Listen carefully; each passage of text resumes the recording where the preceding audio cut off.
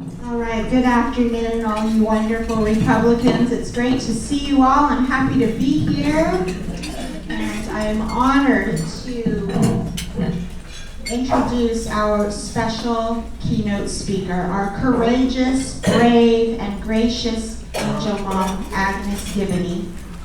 You know, Agnes was born on the continent of Europe, in Budapest, Hungary. But she grew up on the continent of South America in the city of Brazil, which she's going to touch on that a bit as she shares.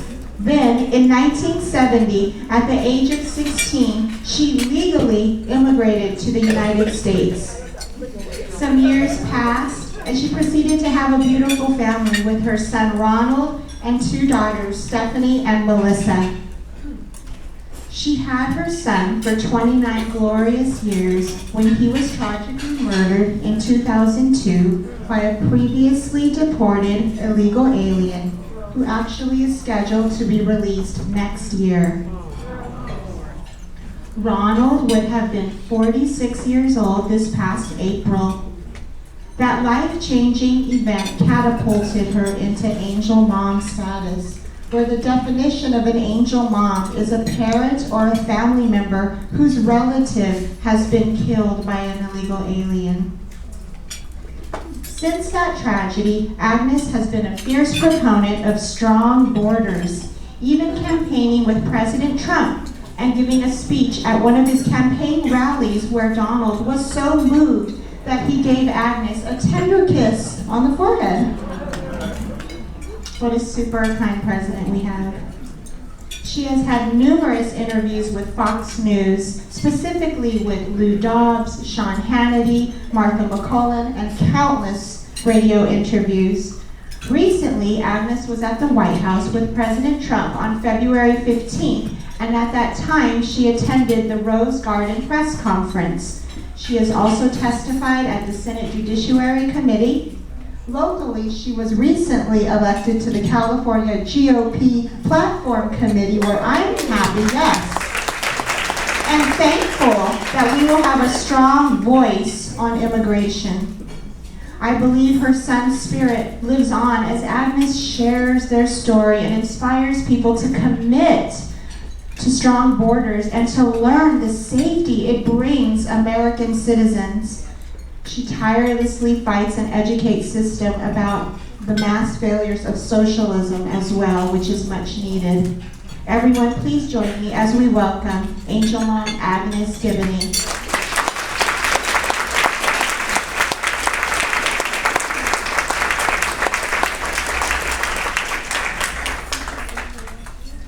Thank you. It's an honor to be here with everyone. I want to go back to when I was 2 years old when my parents decided to leave Hungary after Russia invaded Hungary. They put a Russian woman to live in my parents' house, and my mother had no say-so in her own home. So my parents decided to flee like many other Hungarians in 1956. In December, they went for the border, but they got caught. Only because I woke up in the middle of the night crying, scared, and they apprehended my parents, took everything away from my family, their money, a suitcase full of cigarettes that they were going to sell on the other side so they can make a living until they found jobs. In January, my parents went for the border again. This time, they, through a friend of my mother's who worked in a pharmacy, concocted something for me to sleep. So my mother, my father, my brother, and myself went for the border along with another Hungarian couple, to the former Yugoslavia border. And they encountered a guard, a soldier. And my parents, my father and the other man decided that they're gonna kill him if he blows the whistle, because they knew they would be arrested this time. So the guy was very kind, showed them the way, said just wait, they're gonna have a changing of the guards, you'll be able to jump this ditch and you'll be free in Yugoslavia. We were in a refugee camp, a real refugee camp, you guys. not this phony baloney thing at the border. A real refugee camp for about 10 months, where my mother gave birth to a little baby boy and their uncle who passed away because they wouldn't allow my parents, my mother, to leave the camp to go to the hospital. And finally, when they did, they were just admitting my little brother, and he died in her arms. I don't remember him because I was only 2. We wanted to come to the United States because my mother wanted for us, my brother and myself, to have freedom. Freedom that they did not know what it's like and how hard life was in a communist, socialist country. But because my father was born in Yugoslavia, they wanted us to stay. My mother said no, so they would not allow us to go to the American embassy. We ended up going, they gave us 3 choices, South Africa. My mother said, forget that. Austria, she goes, no way, that's right next door to Hungary. Or Brazil. We ended up in Brazil, and I love Brazil. I understand the Latin culture. That's where I grew up. That's where my memories are. And I was 17 when I came to the United States. Couldn't speak a word of English. Well, I take it back. Hello, which is universal. And for about a year I did nothing, and finally I said I'm gonna go to English as a second language, and I taught myself Spanish while learning English, and here I am. I gotta learn one more language so I can keep up with Melania. She knows 5, so I'm on the next one. But we legally immigrated to the United States. My parents applied 3 times. The first 2, the application lapsed. And the 3rd time, someone that knew my family came knocking on our door, telling me to tell my parents that they needed to go to the American Embassy tomorrow, because if they don't, they have to start the process all over. And once that process started, within a few months, in November of 1970, we legally immigrated to the United States. And there is one more glitch to that. We immigrated here as stateless. Stateless means you belong nowhere, because the Hungarian government took my family's citizenship away. As it stands, Hungarian citizenship is the only one I have. And when I took that oath of citizenship, I stood so proud, repeating every word to defend my country against foreign and domestic invaders. And that is exactly what I'm doing. This is my home, my country, and I am not going to allow my country to be taken over by the riffraff that's coming through our borders. And this has nothing to do with racism. I get called all kinds of names. I get some very interesting private messages I just shared with my friends over here. I don't mind if they offend me, if they cuss at me. I think Margaret I gave her to read that private message. But I take offense when my son is offended because he cannot defend himself. So I blasted it all over Facebook. I figured all my supporters will go after this woman. I mean, she was nasty, very nasty. But you know what? That doesn't stop me. All it does is give me, it just recharges my battery. So I say, thank you for that shot of B12. I needed that. I needed that. I campaigned with President Trump. When he announced running for presidency, I jumped up and I said, yo, he's gonna be my president. My husband looked at me and he says, Agnes, he's the apprentice guy.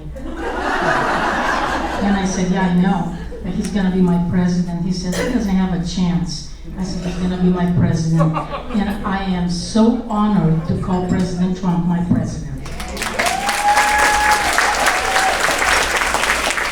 The very first time that I met President Trump was in a Sean Hannity town hall in Austin, Texas. And after that, we went to a rally. And we were kept separate, and I kept thinking, why are we separate? Why we're not down there with the crowd?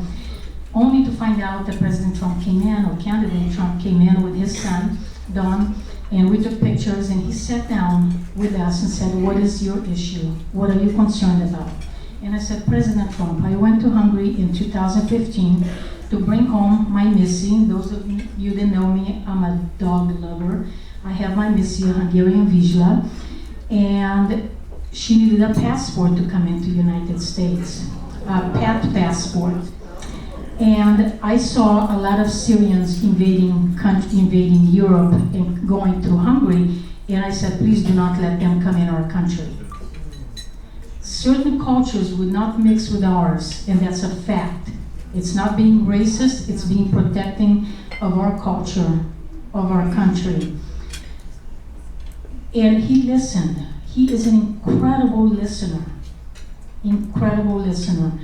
And I tell you, one of the funniest things was when we had a press conference with the angel families at the White House, June 22nd of last year.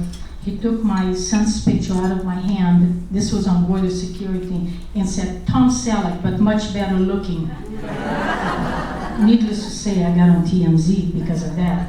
Because I called him on it because they ridiculed him, saying how disgusting it was for him to make fun of a dead guy. So I called him out and I says, how do you think the mother, me, feels about you reducing my son to that dead guy? How about his sisters? How about his children, Matthew and Marcel? Why don't you talk about that? That's real separation of families. So I stand up for my president, and I don't care who likes it or who doesn't. And this is, I'll be very honest, I never liked Obama. Actually, to be very honest, I couldn't stand him. But I never disrespected the man, never, because he was the president of this country. But I will not sit back and allow people to ridicule and backstab President Trump anymore. And on that meeting, I looked back and I said, Mr. Trump, I am so sorry you have to put daggers out of your back on a daily basis. And February 15th, when we met with him, he found out we were in DC, and I guess some staff at the White House wouldn't tell him. And he found out. He says, call the angel moms. You guys come here 9:15 in the morning. So we went, took a picture, sat down on the couch, and my heart broke. He sat there and he says, you guys have no idea how difficult things are for me in here. I just wanted to get up and give him a hug. Because what he endures on a daily basis is beyond human. This is a witch hunt, like he calls it. It's a total witch hunt. He has done tremendous things for this country and will continue to do. Just think about how much more we would have done, accomplished, if the likes of the deranged, insane Nancy Pelosi with her hate-filled speeches. Remember before the Mueller report came out and she said, we're not gonna impeach the president because he's not worth the time. Now she's full-blown to impeach him again. They cannot swallow it that President Trump won. Go Democrats, let's put him in office again. Yes. I look around the room and I see a lot of people my age. I'm gonna be 65 this year, so I'm gonna join the great Medicare. Woo-hoo. We need to bring in young adults. We need to talk to them. If you don't know how to approach them and teach them about socialism, let me give you a little hint. Get your cell phone and say, put it over here on the table, and they're gonna look at you like, huh? And say, now we're gonna go to a pawn shop and we're gonna sell it. But it's my phone. Yeah, but we're gonna sell it and distribute your money to everybody that needs it. And they're gonna say, no you're not, that's my phone. Well, I just wanna give you an introduction of what socialism is. Because they take it from you to give it to somebody else. Let me tell you, my husband was the deputy chief of the Milwaukee Police Department where my son was killed. We work for what we have. I am not willing to give $1 of my tax dollars, high taxes, to any illegal alien. Why should I pay for their education? Why should we pay for their medical? Why should we pay for anything? And what I said before, on national television, on Fox, we don't owe illegal aliens anything. And we don't.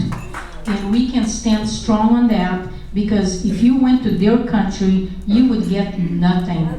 So why should they get low housing when we have veterans in a homeless situation in our country and the poverty that we have? We have enough issues to take care of in California. I wrote 2 weeks ago to our governor, Gavin Newsom. Say that name, I'm sorry. And didn't get an answer. And somebody said, you know, you should write it in Spanish. And I go, oh, that's an idea. So I wrote another one in Spanish a week later. Still didn't get an answer, not an acknowledgement that we received your email and we'll respond soon. I don't expect a response from him because that's kind of despicable, one-sided Democrat that he is, and not because he's a Democrat, but he is not for Americans, and that's where I have a problem with, because I don't care what your political party is. You work for the United States. You were elected into office to help our country, our citizens, and you listen to us, not to those that broke into our country. But I'm setting him up because February 21st, as of right now, the guy that killed my son will walk as a free man. And my question on that letter was, what do I do to protect myself from this felon, illegal alien, that's gonna be released into our streets? That was my question. So if something happens to me, let me tell you, I did not commit suicide. I'll tell you that right now. Nothing would get me to that point. But I'm going to expose him, and I'm going to be such an advocate to bring him down like you never seen before. I don't know how, but I will find a way, because people like that should not be in office representing our country and our citizens.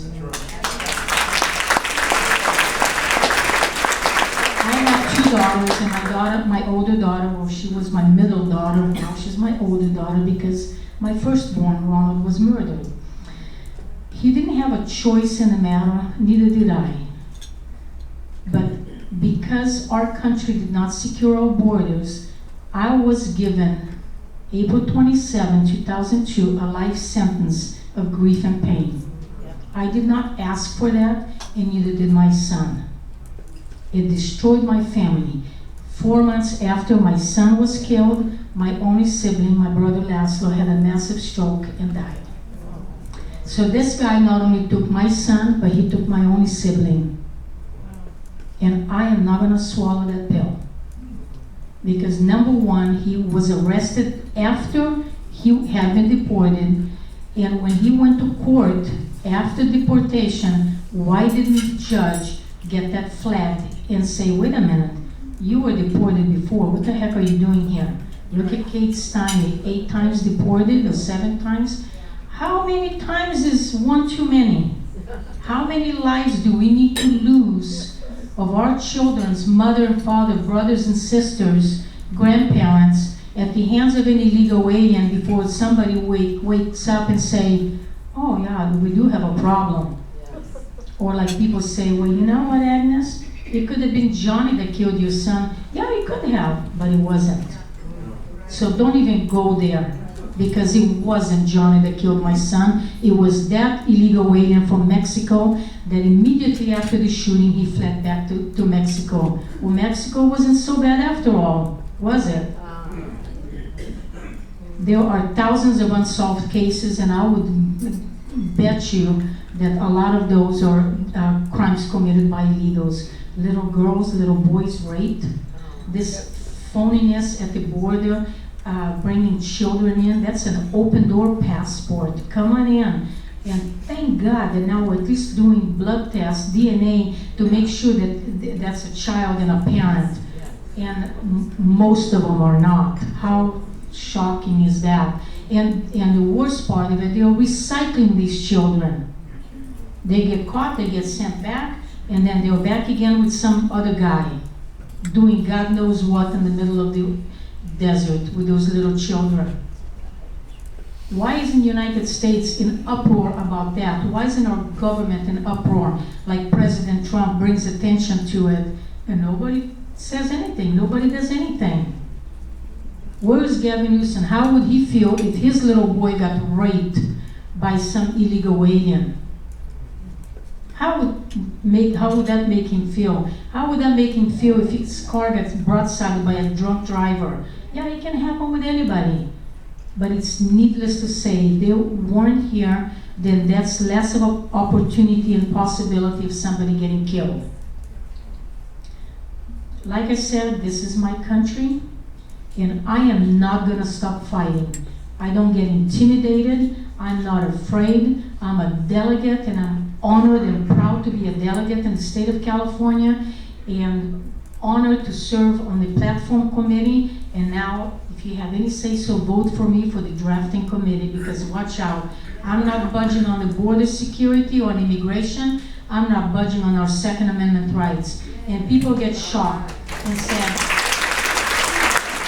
but wait a minute, your son was shot and killed. That's right, one bullet took his life. But I still believe in the Second Amendment, because that gun didn't fire itself on its own. That gun was fired by an illegal alien, but that gun was loaded by the Democrats and Republicans. And the guy just pulled the trigger. That's the big difference. And I don't have a gun permit. I'm gonna apply for one. And I'm very intimidated about guns, I'll say that. Because I never allowed my son to play with guns when he was little. Because I always said that's dangerous, and you don't ever point a gun at someone. You just don't do that. You respect a life. I never allowed him to play with swords, anything dangerous. And look at it. His life was taken by a bullet. But I stand for our Second Amendment rights. There's nothing I can do for my son, but I can do for my children, for your children and grandchildren, for our nation, and everything I can do, I will do, because we need to fight. We cannot allow this country to turn into the country my family fled from. Because if communism was so good and socialism was so good, why in the heck everybody going there? Everybody's fleeing because it's oppression. Just look at what's happening in Venezuela. Venezuela 10, 15, 20 years ago was one of the richest countries in South America. And look at it now. People are eating out of garbage can, eating whatever they can. But the top people, I'm sure they're eating steak and lobsters. That's communism. And we cannot give up our freedom. We cannot give up our country. Because if we don't fight now, I'm telling you, I feel helpless and scared as heck. Because if we lose this battle, there's no turning back for a very, very, very long time, if ever. We have to hold these elected officials, call them, pay attention to what they're doing, even in your local city officials, because that's where this corruption is starting. They keep moving up. And we need to fight like hell, because if we don't fight, they win and we lose. And we cannot allow that to happen. We will lose our freedom, we will lose our country, we will lose everything. And, okay. If anybody has any questions, please feel free to ask. There is no hard questions, and there is no question that's gonna offend me, so please ask. Yes? Without being insensitive, as I am, how was your son killed? Was he robbed or? My son had gone over to his girlfriend's house, ex-girlfriend. They were trying to get back together. And she was held up at work, so he waited and waited. And about 10:15, he started walking out, and his friend accompanied him. So they were talking on the edge of the driveway, facing each other. And Ronald noticed somebody coming in the dark in the back, and kind of turned sideways and said, "Who's that coming behind you?" And Robert turned around. That instantly the guy fired a gun, intended for Robert. He was going to shoot Robert in the back. and got my son here in the arm, and the bullet traveled across his chest, severing the subclavian artery, and he bled to death. In spite of massive blood transfusions. Then he tried to shoot Robert point blank, and the gun jammed. And I asked Robert, I said, I was the one that cracked my own case, so if you guys want to hire me, Sheriff Nance, I'm a good detective. I went to the crime scene, I talked to neighbors, nobody heard and saw anything. I said, that's nonsense. How can nobody have heard or seen anything Friday night at 10:15, 10:17 at night? Everybody's home. So I'm talking to Robert. They lied to the police because the gang had told them, if you speak, we're gonna kill your family. And I'm talking to him, and after 2 hours crying in his face, looking at his beautiful brown eyes, I said, Robert, if you know anything or hear anything because you live here, please let me know. We have to do justice for Ronald. We can't let him die in vain. And I held his face, and he looked down, and I held his face up, and I says, look at me, my heart is broken. And he lowered his head, and he said, but I'm afraid. And I go, thank you, Jesus, he knows. Yeah. And that same day, I contacted the LA Sheriff's office because El Monte was assisting and the sheriff was investigating, and talked to Steve Whiterider, and I said, hey, I got 2 witnesses, and he goes, no, S-H-I-T, and he goes, who? And I said, Jimmy and Robert, and he goes, really? And that's the moment when we went to an undisclosed location for them to view pictures, the lineup of pictures, is when he found out, this detective found out my husband was the deputy chief of El Monte PD. I didn't use my powers as the wife of the deputy chief. I wanted to be treated like anybody else. But I filed a complaint against one of the officers too, the detective, because he was doing nothing for me. And every time I would call to see where my case was, he goes, oh, I don't know. And then he went to my husband and complained about me. And I told my husband, your department is a disgrace. He knows me, had known me for over 20 years. And this is how he's treating me. How is he treating Bob, Maria, Steve, and everybody else in the community? I said, this is an embarrassment. So he got his share of reprimand the next day. Any other question? Thank you. Thank you. No questions? Okay. Thank you so much for your time. Yes. How can we help you? Oh, goodness. One way, and I hate to even say that, but through donations. I travel a lot on my own and pay for it on my own out of pocket, and it gets expensive. It really adds up. Like coming up here, it's $100 in gas. And then you gotta eat and everything else, but it adds up. So you can send a check, whatever, to my P.O. box. That would be very greatly appreciated, because I will use it only for doing this kind of stuff. Thank you. What is your P.O. box? P.O. box, yeah, she has it. Yeah. Thank you. Yes. So where do you live and do you travel? I live in Southern California in Rancho Cucamonga, so it takes about 4.5 hours to drive here.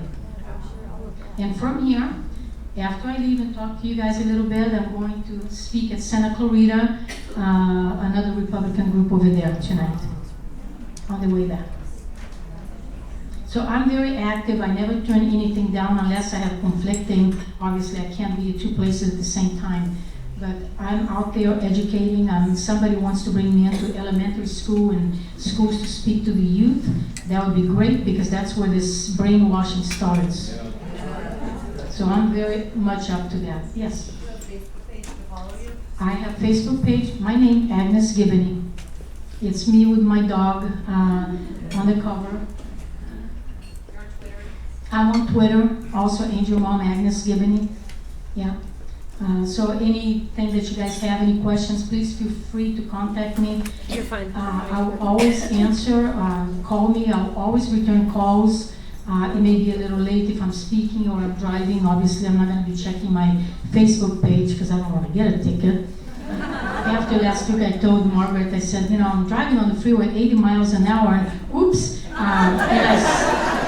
And I saw this, but then I said, but everybody else was too, as if that makes it any better. I saw a little dog on the side of on the center divider, and my heart just broke. And I said, if I slam on the brakes now, I'm gonna create a pile up. And this was a week ago, and it still bothers my soul that I couldn't save this little dog. Hopefully somebody did. Yes. I was listening to you on KMJ this morning. By the way, you were very, very good. Thank you. But will you share with those who didn't hear the encounter you had with I don't even want to call him a man who shot your son, what his response was and what his mother's He laughed in my face. His encounter, I would go to. Yeah, the question was, what encounter did I have with the guy that killed my son?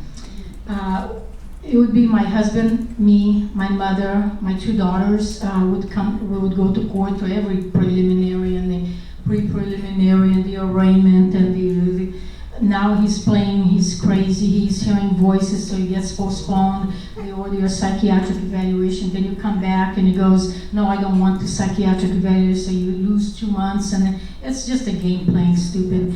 But his mother laughed in my face. His mother told the former mayor of El Monte, Rachel, his parents lived next door to her, and said, hey, I heard that Luis got himself in trouble. And the mother said, oh yeah, the boy must have done something to deserve it. And I tell you, I hate her more than I hate him. Because what kind of mother raised a monster like that? That falls on you. And he never acknowledged me. He would look at me with a cocky attitude that you just want to slap him upside the head. And he laughed in my face. I'm thinking about writing to him in prison. They moved him. He was here in Avenel, and they moved him to California City now. He's closer to me. Oh, lucky me. And my nephew is at the Edwards Air Force Base just down the street from him. And I said, maybe when he comes out, you can just kind of crash a plane on his head or something. You know. Any other question? Yes. Won't you have the opportunity to fight for parole? No, he was sentenced under California determinate sentence. So his initial release date was June 24, 2020. And now, because of Prop 4757 and AB 109, thank you very much for those that voted for that insanity and overcrowding nonsense. Now the release date is February 21st of next year. So in less than 9 months. And there's nothing I can do about it. Now the question is, I'm trying to get everybody I can talk to, ICE or FBI, CIA, God, KGB, I don't care who. Get this guy picked up by the federal government, have him tried as per the law that he re-entered our country, and now he's facing another felony for re-entering, and he can spend 10, 15, 20 years in federal prison. Wouldn't that be nice? You know, I would like to see a resolution to this before my time comes, because this is an unending, there's no doctor, there's no pill, there's no anything that can take this pain away.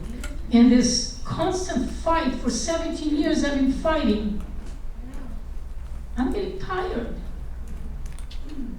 But you know what, when I get private messages like the nasty one, ooh, I'm all re-energized again. Keep them coming. Any other questions? Yes. What's the best way, if you have any ideas, how do we get these people to not be dropped off in the middle of our state? Good question. And just to catch bus to wherever they want in the country? Good question. How do we get these people from being stopped, getting dropped off in our backyards? Good question. I don't know. I don't know. If Congress would work with President Trump, this would have been fixed already. We would have had a reform immigration. Look, we have immigration laws. Just enforce the darn thing. We're not asking for any other miracle laws. Just enforce the existing laws that we have. And Nancy Pelosi babbling her mouth, the babbling idiot, excuse me, I don't talk to people like that, she just gets under my skin, saying that it's condescending to tell immigrants that they need to be vetted. Really, that's how we came. I didn't find it condescending. What's condescending about it? Protecting your own country? Anyways, thank you so much.